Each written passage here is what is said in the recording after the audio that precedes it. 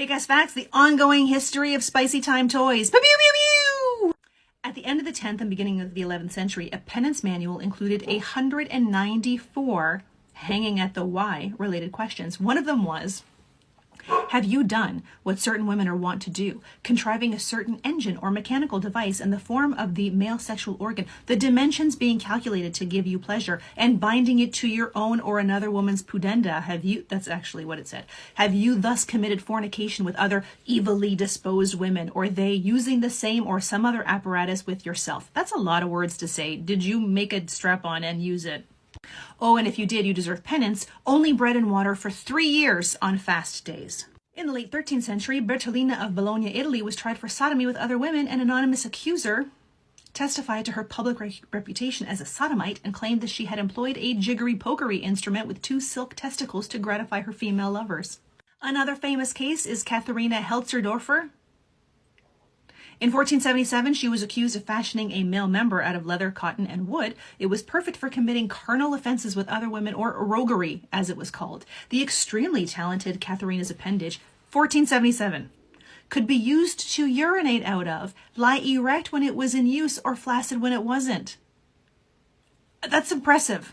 It is speculated that the poulain, maybe, was used as a lust and thrust toy. Those are pointy shoes that could sometimes reach 45 centimeters in length. The poulain was used at dinner parties in the courts and homes of the affluent for under-the-table titillation. The man's poulain would reach across, lift the skirt hem of the guest seated opposite him, making its way as high up the thigh as the lady would permit, and some women were known to use the poulain for going to the self-checkout.